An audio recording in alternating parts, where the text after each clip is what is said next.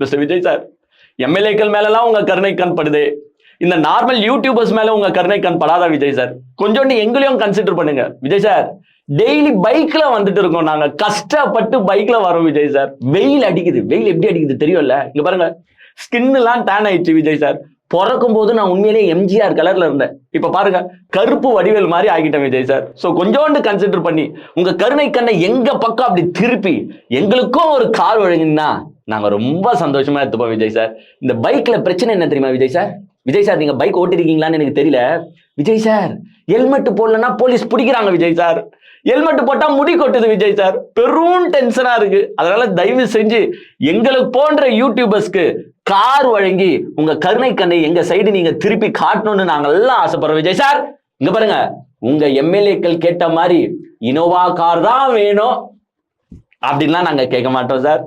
ஏதோ 4 வீலு போட்ட எந்த ஒரு காரா இருந்தாலும் சரி, ஒரு i10ஓ i20ஓ ஒரு ஸ்விஃப்டோ ஏதோ கார் விஜய் சார். மாட்டு வண்டியை ஒண்டி கொடுத்துறாதீங்க ப்ளீஸ். வெளியில விசாரிச்சு பார்த்தேன், டேய் விஜய் சார் நல்லவரு, கேட்டா எல்லாருக்கும் தருவாரு அப்படின்னு வந்து பாத்தீங்கன்னா எல்லாருமே சொல்றாங்க. சோ உங்க கருணை பார்வை அப்படியே திருப்பி எங்களை போன்ற யூடியூபர்ஸ்க்கு கார் கொடுத்தீங்கன்னா நல்லா இருக்கும் விஜய் சார். அதுலயும் இன்னொன்னு சொல்லிக்கிறேன், நான் எல்லா யூடியூபர்ஸ்க்கும் கொடுங்கலாம் கேட்க மாட்டேன். பணக்கார யூடியூபர்ஸ்லாம் இருக்காங்க விஜய் சார். உதாரணத்துக்கு நம்ம சவுக்கு எடுத்துக்கோங்க, அப்புறமா எங்க அண்ணன் சாட்டை துரைமுருகன் எடுத்துக்கோங்க, அப்புறமா மதன் கௌரி எடுத்துக்கோங்க. இவங்கெல்லாம் பணக்கார யூடியூபர்ஸ், நல்லா செழிப்பா தான் இருக்கிறாங்க. நீங்க காரை கொடுத்தாலும் எங்க அண்ணன் சாட்டை துரைமுருகன் வாங்க மாட்டாரு, அது வேற டிபார்ட்மெண்ட்.